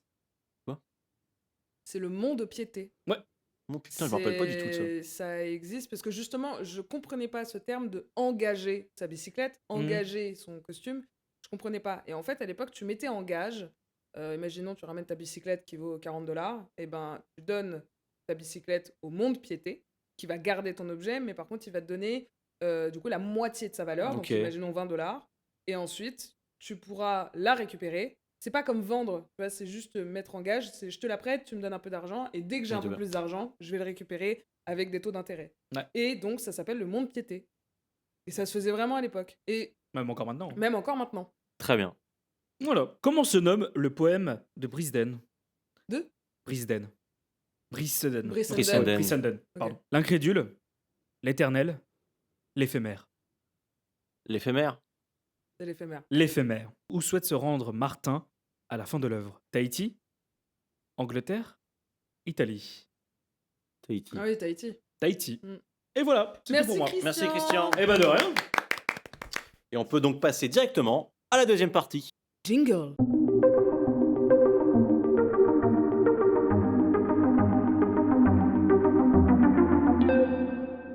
Avant de commencer à parler du film, de l'adaptation de 2019, Lucie va nous terminer sa petite chronique sur l'histoire et sur la vie de Jack London. Après le succès phénoménal de Martin Eden, Jack London ne peut plus supporter sa notoriété. Comme ça, c'est fait.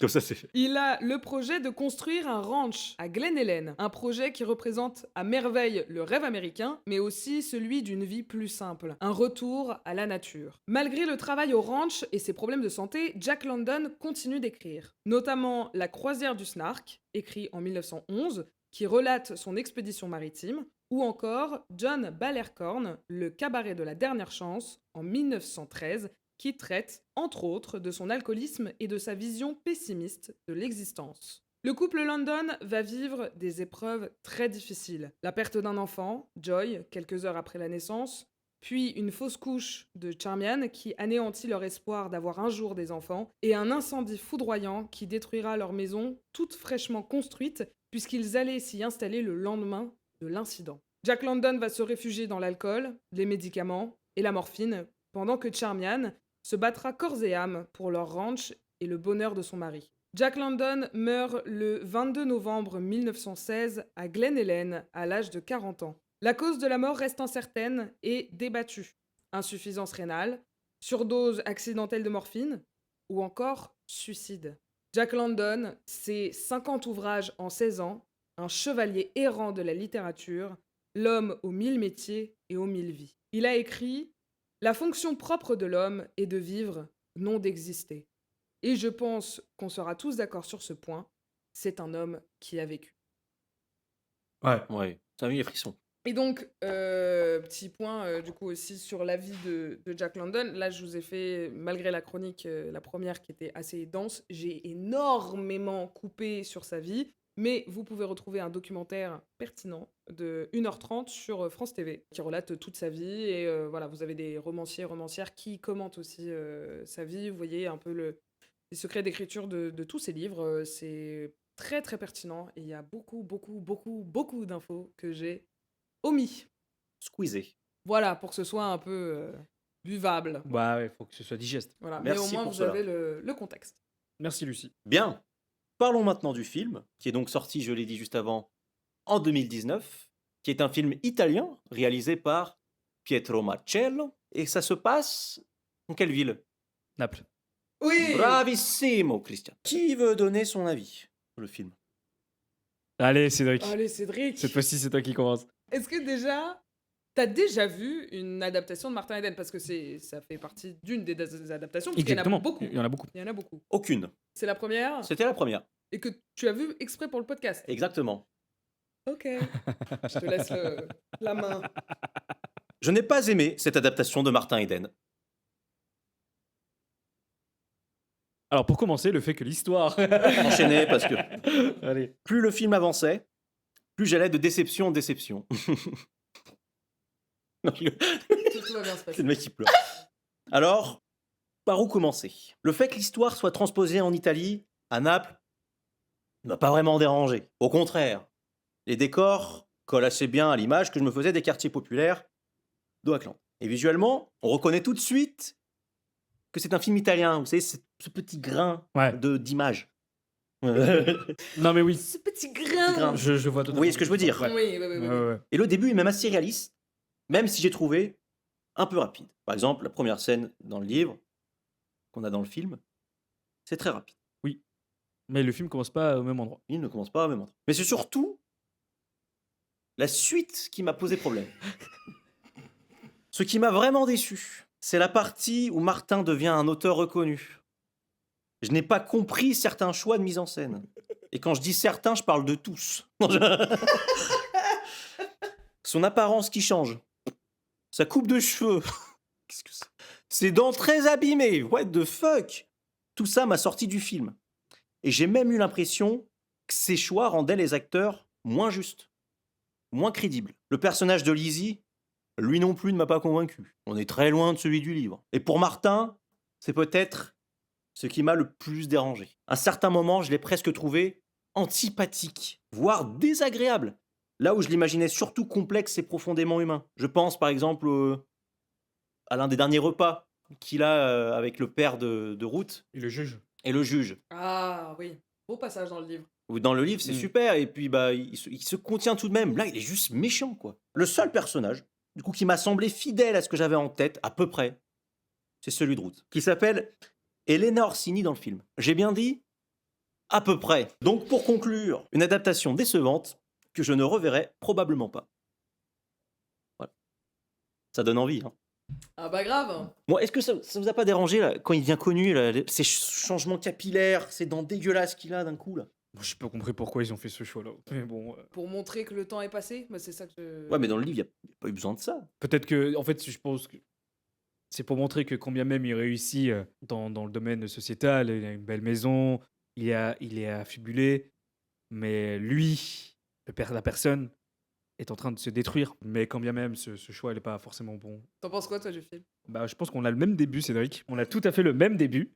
Pour commencer, bah, le fait que l'histoire soit transposée en Italie ne m'a pas du tout gêné. Au contraire, cette idée fonctionne plutôt bien. On reconnaît ce grain. Parce que les thèmes du roman, la pauvreté, la lutte des classes, le désir d'ascension sociale, bah, restent universels. Là où le film m'a davantage posé problème, c'est dans son traitement de la condition ouvrière et de la pauvreté. J'ai trouvé l'ensemble beaucoup plus lisse, fade que dans le roman. Dans le livre, Jack London montre une existence épuisante, presque écrasante. On ressent physiquement la fatigue de Martin, son usure mentale, son obsession qui finit par le consumer. Dans le film, bah, cette dureté m'a semblé atténuée.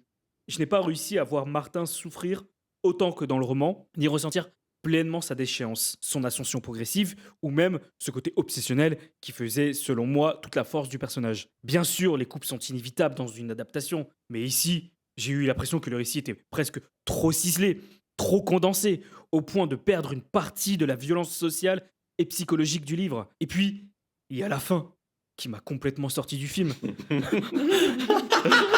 Le roman possède une conclusion tragique, mais profondément cohérente avec le parcours de Martin.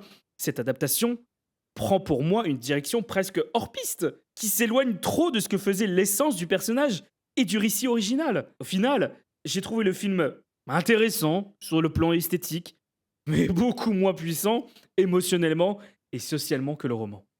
T'as pas été sorti avant, toi? Ah mais si, moi j'étais sorti très tôt, hein. Parce que tu dis c'est la fin qui t'a sorti. Ah non, je mets un point sur la fin. Ah oui, qui t'a encore plus sorti. Qui était vraiment. Là, qui t'a mis... Qui t'a Non, mais- achevé. non, mais- Autant- Grâce. Non mais voilà, c'est ça, c'est. Là, mais vas-y, puis merde, c'est quoi ça? Non mais ouais, j'ai pas compris pourquoi ils ont fait ça. Non, ça m'a sorti bien dès le début. Enfin, pas dès le début. En fait, j'ai bien aimé. En vrai, je me suis dit, ok, c'est un bon choix de montrer l'avant.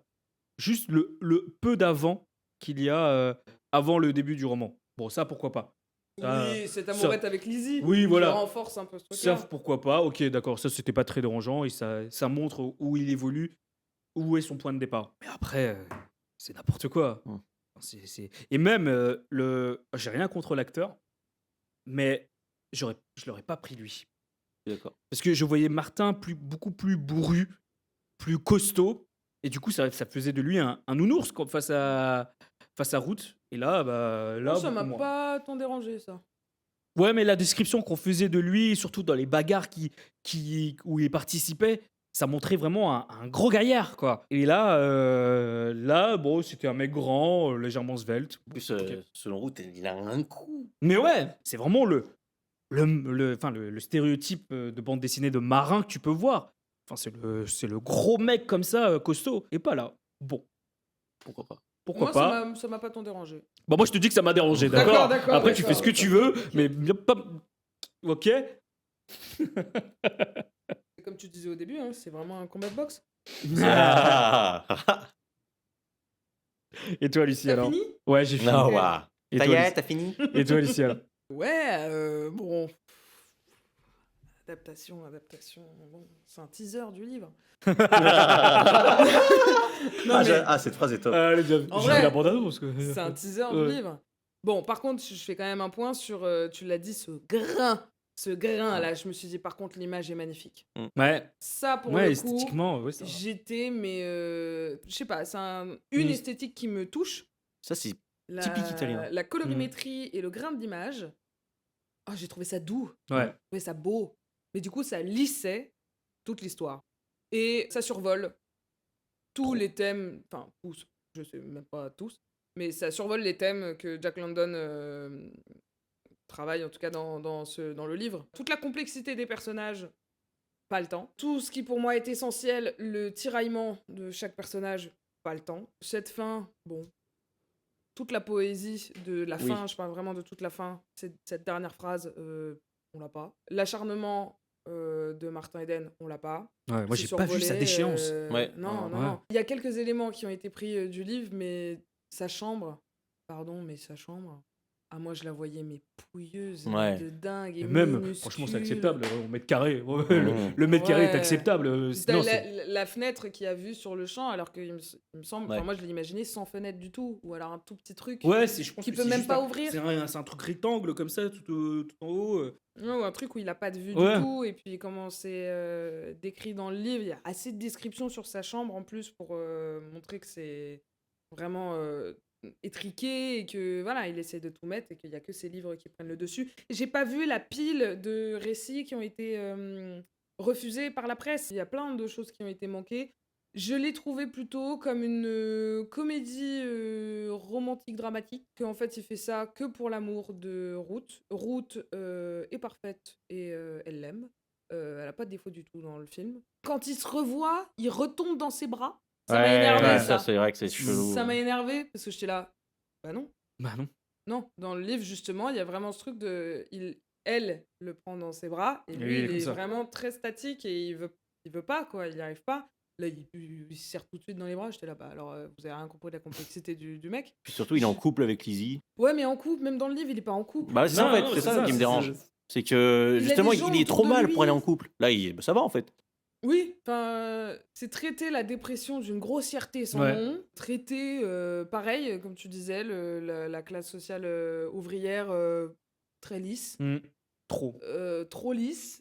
Donc t'as pas d'énormes gouffres entre les deux. Par contre, quand tu vois le jardin de la famille de Ruth, enfin du coup ici d'Elena et tout, les beaux jardins et trucs comme ça, je trouvais ça assez... Enfin, ça collait. Ouais. Dans le truc où ils sont dans le jardin, où ils parlent et tout sur le banc. Ok.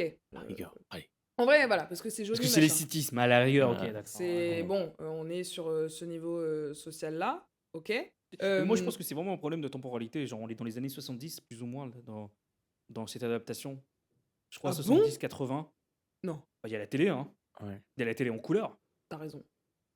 Déjà, ça Il y a le et téléphone. Il y a le téléphone. Enfin, moi, c'est peut-être Ouais, non. cette temporalité, c'est trop bizarre. C'est l'histoire pour ce ravage de la classe ouvrière. Ça a pour but de parler des débuts des années 1900. C'est un grand tournant. C'est avant la Première Guerre mondiale. Ouais.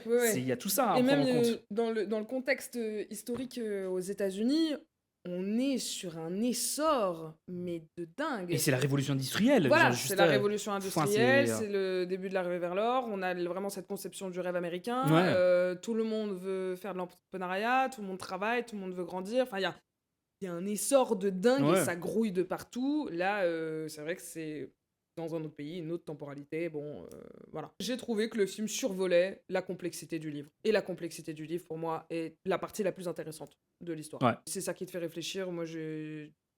Pour moi, oui, c'est un film. Mais ça n'a pas l'intérêt du livre. Non. Je suis curieuse quand même de voir d'autres adaptations, même si pour moi ce livre est inadaptable. Là, pour le coup, encore, il y a d'autres livres qui peuvent être adaptés. Celui-là, non.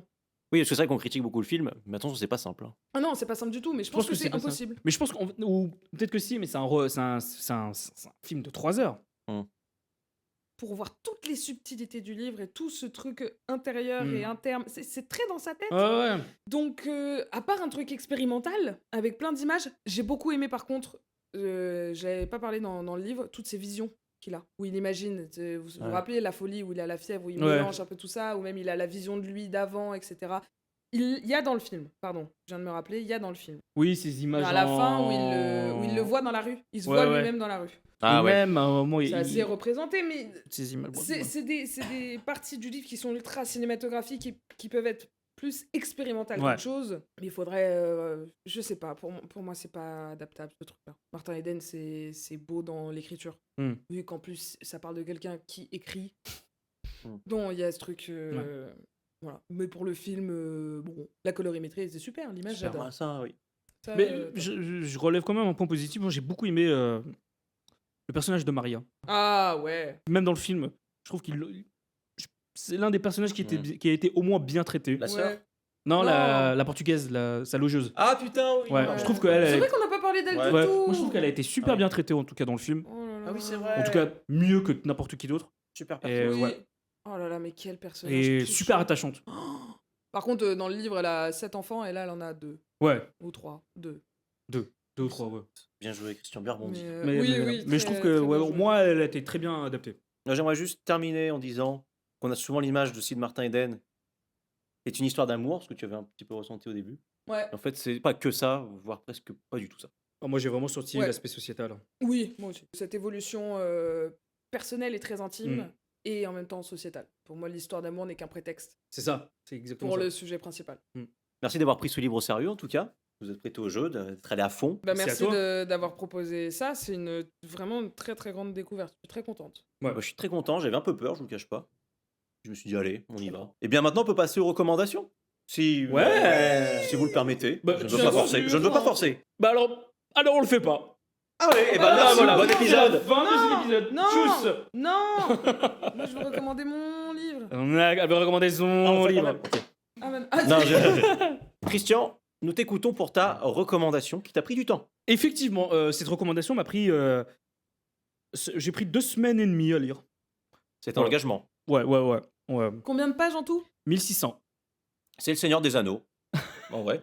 Ouais, bah voilà. Mm. Alors, ce que je vous recommande, non, ce n'est pas 2 romans, c'est bien un seul. Et je vous recommande une tragédie américaine. Et non, ce n'est pas une expression, bien que beaucoup se font avoir, c'est bien le titre du roman, Une tragédie américaine de Théodore Trézier, publié en 1925. Il y a 2 éditions possibles, soit en un seul ouvrage, ou soit en 2 volumes, comme moi-même. Pourquoi je vous recommande ce roman? Eh bien, déjà, pour commencer, Théodore Trézier n'est rien de plus que le père de la littérature contemporaine du XXe siècle. Déjà, on commence très bien avec cet auteur. Américain. Oui. Ça m'aurait étonné. Attendez, dans l'épisode précédent, j'ai recommandé Philippe Collin. Je dis ça par rapport au titre. Ne le prends pas personnellement. Eh ben, je le prends quand même personnellement. Et les 2 romans partagent quelque chose de très fort. Cette obsession de l'ascension sociale et le désir presque maladif de sortir de sa condition. Comme Martin Eden, le personnage principal d'une tragédie américaine, rêve d'une autre vie, d'un autre statut, d'une reconnaissance que son milieu d'origine semble lui refuser. Et dans les 2 cas, cette ambition finit progressivement par déformer leur rapport au monde, aux autres et à eux-mêmes. Là où Jack London insiste beaucoup sur l'alignation par le travail et la quête intellectuelle, Théodore Trézier, lui, explore davantage le poids du rêve américain, de l'argent du statut social et du regard des autres. Pour ceux qui étaient là à l'épisode Gatsby, où j'avais parlé que cette œuvre était davantage une tragédie du rêve américain, bah, celui-là est sa déchéance. Car ce qui rapproche profondément ces deux œuvres, c'est le regard très dur sur la société. Elles montrent toutes deux comment une époque peut fabriquer des individus obsédés par la réussite, jusqu'à parfois les conduire à leur propre perte. Une tragédie américaine prolonge donc très bien les thèmes de Martin Eden, mais dans une approche plus sociale, plus psychologique et encore plus tragique. Une tragédie américaine, de Théodore Trissier, raconte l'histoire de Clyde Griffiths, un jeune homme issu d'un milieu pauvre et très religieux qui rêve d'échapper à sa condition sociale et d'accéder à une vie plus prestigieuse. Fasciné par le luxe, l'argent et le statut social, Clyde recherche progressivement à s'intégrer à un monde auquel il n'appartient pas. Lorsqu'il obtient un poste dans l'entreprise d'un membre de sa famille plus aisé, il croit enfin toucher cette vie idéale qu'il convoite depuis toujours. Mais partagé entre ses ambitions sociales, ses relations amoureuses et son désir de reconnaissance, Clyde va peu à peu s'enfermer dans une situation qui le dépasse. Ses choix, motivés par la peur de perdre son ascension sociale, vont alors le conduire vers une tragédie inévitable. Et donc, à travers ce destin, Théodore Trissier dresse un portrait extrêmement critique du rêve américain, d'une société obsédée par la réussite et les apparences, où le désir d'ascension peut finir par détruire les individus. Ça m'a l'air costaud. Waouh! Et ça m'a Je- l'air tout aussi exigeant. Je ne le mettrai absolument pas entre toutes les mains. Rien que déjà par sa longueur, 1600 pages, il faut le faire, il faut tenir le bout. Si vous êtes comme moi, si vous plongez dedans, alors vous kifferez. Vous kifferez vraiment. Ok. C'est sorti quand, t'as dit? C'est sorti en 1925, Ça parle de la période? au début des années 1900. D'accord, oui, ok. Donc un peu Voilà. la même période que... Et exactement, la même période que Jack London, on n'est pas du tout sur les années folles. Merci, Christian. Bah, merci à vous. Lucie, Oui, conseille-nous tout. si vous avez peur des 1600 pages, moi je vais vous recommander des nouvelles Ah. qui Allez. font Ouais. plutôt... Voilà, il y en a une à 10 pages et l'autre 40 pages. C'est quand même un peu plus accessible. Construire un feu de Jack London, évidemment, mais il a une particularité. Remettre en contexte la sortie de ce livre. Donc Jack London, au début de sa célébrité, veut surtout donc vendre ses œuvres et va appliquer le modèle qu'il a appris pendant ces années difficiles. On en parle notamment dans le livre Martin Eden, où il y a un modèle qui fonctionne dans les journaux et les magazines. Construire un feu est l'une de ses nouvelles les plus célèbres. Parue en 1902, elle raconte l'histoire d'un homme qui tente d'allumer un feu pour survivre dans le froid glacial. Et la fin est optimiste. 1902. Mais c'est là où ça devient intéressant. 6 ans plus tard, il va écrire une autre version de cette nouvelle, mais avec une fin plus pessimiste. Et c'est cette version qui deviendra encore plus célèbre. Et en fait, ça m'a intrigué de dingue. Donc, il y a quand même une édition classique contemporain Ok. qui a les deux versions de Ah. l'histoire. Et donc, on a la première version qui fait que 10 pages. Donc, on voit l'écriture de Jack London en 1902. Et ensuite, on voit l'autre version qu'il a écrite donc 6 ans plus tard, où là, ça fait plus une trentaine de pages. Mhm. Et on voit même l'évolution de son écriture. C'est pas la même chose. Donc, Ouais. on a vraiment un avant-après. Et il le raconte dans Martin Eden. C'est les Américains qui adorent les happy end. Sa sœur qui lui dit pourquoi écrire quelque chose de triste. Moi, j'ai pas envie de Ouais. lire quelque chose de triste. Donc, sa version de 1902, l'homme en question s'en sort. Sauf que c'est plus tard où il va changer le modèle. Et c'est pertinent de dingue. Ça aide un peu plus à comprendre l'écriture de Jack London et puis sa construction. Je trouve ça ultra intéressant de voir ça. C'est très léger, c'est tout petit et c'est poignant de sincérité. Ouais, Wow. Ça fait combien au total? Au total, bah écoute... faire 40-50 pages. Oui, ça commence quoi, à page 10 Ah, c'est agréable aussi. Mhm.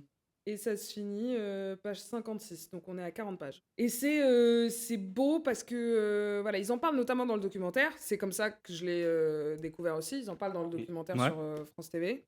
Et je trouvais ça ultra pertinent d'écrire la même histoire avec pas la même fin. Et en fait, Jack London fait vraiment une description très physique. C'est dans les sens. Ouais, ok. Tu ressens le froid, tu ressens la faim, tu ressens la chaleur, tu ressens quand ça brûle, tu ressens tout. Il y a des petites nuances évidemment dans les deux versions, mais le principe est le même. Les écritures sont différentes et puis c'est 40 pages quoi. Oui. Ok. Voilà. Ouais, c'est vrai. vraiment très C'est très agréable. léger. Ça pour le coup, c'est un livre d'école. Oui, Oui. bah, c'est la même édition que pour Adieu Monsieur Hoffman. Ouais, c'est ça. Où t'as des questions à la fin pour les cours, quoi. Pour Quelle le est la collège. morale de cette Quelle est la morale? Nanana. Bon, si tu veux t'amuser, tu peux regarder les questions, mais c'est cruel, quoi. C'est vraiment... La deuxième, elle est dure. Elle est très, très dure. Et donc, c'est là où tu vois son inspiration de quand il a fait son expédition avec son beau-frère pendant 3 mois Ouais. pour aller chercher de l'or en Alaska. Voilà, tu ressens le le froid, froid, ouais. à ce moment-là. Il utilise vraiment tout son vécu pour en faire des histoires. Donc c'est ça qui est sublime. Et j'ai eu du mal par contre après Martin Eden, parce que quand j'ai commencé à lire l'histoire, j'étais là, mais c'est Martin Eden qui est du coup dans la neige. Ah, Pas du tout. non. Non, fallait que je me sorte. Ouais. Ce personnage-là, c'est Oui, un d'accord. perso qui n'a rien à voir. Ce n'est pas la même chose. Mais pareil, il y a une morale. Il y a une morale là qui est beaucoup plus accessible. Là, c'est pour ça que je pense qu'ils en parlent au collège. Ouais. Et encore. La morale est accessible, mais ça reste Jack London. Voilà. Super. Génial. Donc, Génial. 40 pages ou 1600, c'est Ouais. à vous de choisir. Une bonne nouvelle. Moi, je serai entre les deux. Ah. Moi, pour ma recommandation, du coup, je vais rester aussi avec Jack London et vous parler d'un livre publié avant Martin Eden et qui est peut-être l'un de ses plus connus, Cro-Blanc. Cro-Blanc, donc, est publié en 1906 et raconte l'histoire d'un chien-loup né à l'état sauvage et qui va progressivement se confronter au monde des hommes. Donc, ce livre va vous faire aimer les chiens et détester les humains. Il y a en effet plusieurs personnages assez violents et cruels, mais celui de Beorhey Smith est particulièrement marquant. C'est un personnage vraiment détestable. Au-delà de ça, le roman interroge surtout la relation entre l'homme et l'animal et l'influence que l'humain peut avoir sur une nature sauvage. Il rappelle aussi, assez fortement, l'importance de prendre soin des animaux. Non, mais je les vois. Je vous conseille aussi, par la même occasion, le film de 1991 qui adapte très bien l'histoire avec l'excellent Ethan Hawke. Donc en tout cas, pour revenir au livre, parce que c'est quand même du livre dont j'ai envie de parler. Lisez ce livre sans hésiter. Le début est surprenant, rythmé, et surtout ce qui fait sa force, c'est qu'on a vraiment l'impression d'être dans la tête d'un animal. C'est ma conclusion. Voilà. Non mais vraiment c'est super, et ça se lit pareil, c'est du petit pain. Tu le grignotes, c'est réglé. Jack London. Je sais pas si tu te rappelles dans le docu, quand il est sorti, il parlait de... Vu que le personnage principal est un animal, à l'époque, il se disait, bah, quand ça parle des animaux, c'est pour les enfants. Ah oui, Tu peux confirmer que c'est pas pour les enfants? pas du tout. Voilà. Non mais il y a un personnage qui est parce qu'il il frappe les chiens quoi. Non mais vraiment Violence, il torture, c'est pour ça que tu vas détester les humains. Et Voilà. bah, je crois qu'on y est. Ouais. Un mot peut-être, un mot pour donner envie à ceux qui nous écoutent de lire Martin Eden. Expérience. Désillusion. Époustouflant. Merci en tout cas Bah, Bah, merci à toi. ce podcast. J'espère que ça vous aura plu, vous qui nous écoutez, qui nous regardez peut-être chez vous, au coin du feu, en train de manger au dîner, après le travail, avant. C'est vachement précis. En train de manger des pâtes. En tout cas, faites attention à vous. N'hésitez pas à nous dire si l'épisode vous a plu, ça fait toujours plaisir. Et nous, ça nous aide à nous améliorer, à combler ce qui va bien. ce qui va bien. Ce qui va bien. Parce que c'est parfait comme podcast. Non, mais pour nous aider à combler ce qui ne va pas et ce qui va bien aussi, c'est important de le savoir. À laisser un petit pouce bleu et à partager, pourquoi pas. Ça nous ferait plaisir en tout cas. Ça nous donne Ouais. de la force. Ça nous Ouais. donne de la force. Et si vous avez lu Martin Eden, dites-le nous, je vous en supplie. Ouais, Oui. et faites partager votre avis. Oui. Parce que Ah souvent, ouais. les gens ne sont pas d'accord. Quelle est votre morale sur l'histoire de Martin Eden? Ah oui. C'est bonne super question. intéressant. Pour le prochain podcast, donc on parlera. Lucie, tu veux peut-être en parler? Pour le prochain épisode, on parlera d'un film qui est Parasite, donc sorti en 2019, réalisé par Bong Joon-ho et qui a eu Oscar, Palme d'Or. Vous en avez sûrement entendu parler. Et tutti quanti. Merci à tous de nous avoir écoutés ou de nous avoir regardés. D'ici là, portez-vous bien. Salut tout le monde. Tchuss! Bisous!